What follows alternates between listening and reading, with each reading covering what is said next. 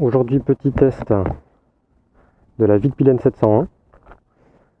Donc il s'agit d'un mono de 700 cm3 qui en fait est repris de celui de la 690 de l'époque. Donc sur cette moto, on est sur une position assez sportive. On est sur un monocylindre de 690 cm3 à peu près. Donc on est sur un gros monocylindre de chez KTM. Donc la position est très sportive, on a un guidon un peu bracelet. On est très sur l'avant, donc il faut aimer. Alors après, je sais que le concessionnaire m'a dit qu'il y avait une option qui permettait d'avoir un guidon un peu surélevé. Alors au niveau du confort, bon, la selle, hein, c'est pas ce qu'il y a de plus confortable. On est sur un bout de bois, quoi. Le shifter up and down qui est assez pratique. Et je vais vous montrer. Donc là, je suis en 1. Donc je passe la 2 quand même avec l'embrayage, et puis après, voilà, on peut passer les rapports comme ça au shifter et c'est hyper agréable. Donc en descente aussi ça marche super bien, hein. Donc là je suis en 3, là je passe en 2. Alors au niveau de la sonorité, on a une double sortie Leo Vince. Elle est chicane, hein, évidemment, parce que c'est une moto d'essai, mais je trouve que le son est pas si bien. On a un petit peu, je sais pas ce que vous en pensez, mais moi j'ai un peu l'impression d'être sur une tondeuse à gazon, quoi. Même avec un échappement Leo Vince. Voilà, quand on accélère, j'ai pas la sensation d'être sur un mono de quasiment 700 cm3. J'ai plus l'impression d'être sur un petit monocylindre 125 cm3. Alors au niveau de la puissance, bon bah c'est bridé en 47.5, hein. Donc en A2 vous aurez pas de grande surprise. L'avantage du mono, c'est que ça reprend assez bas. Ça freine super fort. Je sais pas ce que c'est le freinage, mais ça freine hyper fort.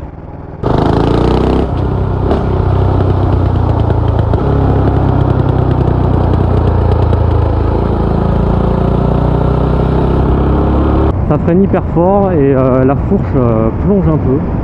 C'est pas hyper agréable au freinage, surtout qu'on est sur l'avant. Cette sensation de plonger carrément vers l'avant, déjà qu'on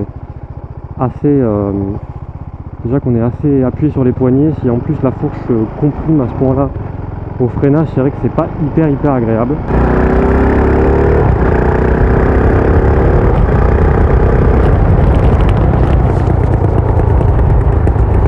J'ai l'impression que l'ABS se déclenche relativement tard.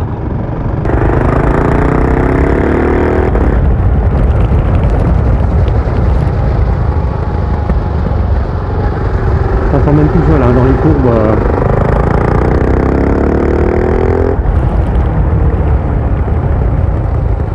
Et puis à part le shifter, en fait, il n'y a pas grand chose, quoi, hein. Les appels de phare, je sais même pas s'il n'y a pas d'appel de phare. Ou alors je me trompe peut-être. Je vois qu'on a les leviers réglables. On n'a pas les warnings. Je trouve que les commodos sont assez simples. Et au final, il n'y a pas grand chose, quoi. Alors après, en conduite cool, c'est un mono, mais ça reste, disons, conduisible, même bas dans les tours. Là, je suis à 3-4 000, j'accélère, ça bouge pas du tout. C'est assez conciliant en termes de bas régime. C'est pas hyper radical, ça reste conduisible au quotidien.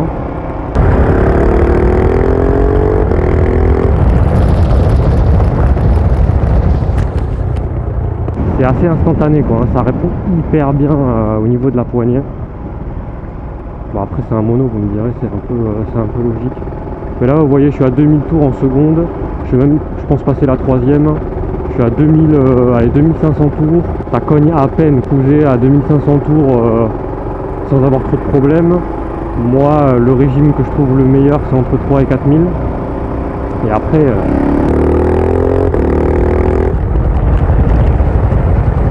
à l'accélération, le bruit du shifter là, et puis la coupure des gaz, le son de la coupure des gaz est vraiment hyper agréable, quoi.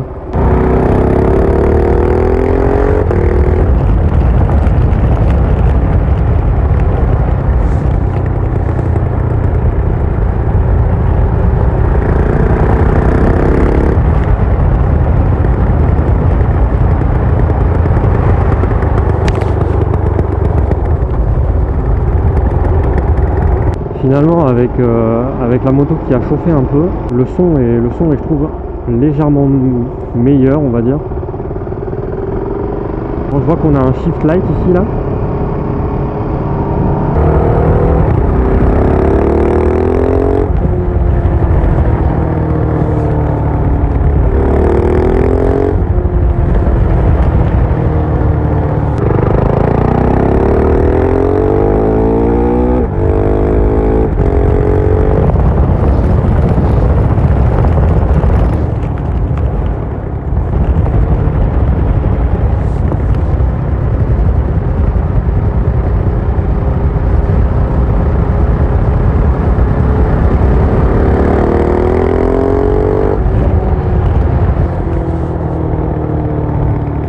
Bon, par contre, si vous avez l'habitude de passer sur des chemins un petit peu chaotiques, c'est vraiment pas la bonne moto quoi. Le rayon de braquage, là je braque pas au maximum, mais bon, on fait le tour à peu près facilement. On a des vibrations de partout, ça vibre vraiment de partout, dans les poignets, dans les cale-pieds. Après quand même, cette moto je la placerai plutôt dans une moto plaisir, plutôt que dans une moto pratique pour aller au boulot.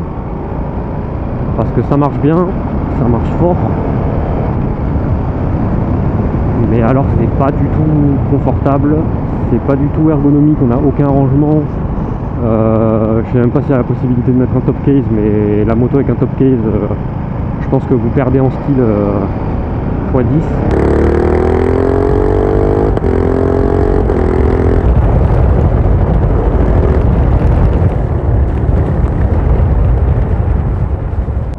Ouais, le freinage est bon, mais alors qu'on part sur l'avant, c'est juste abusé quoi. Franchement.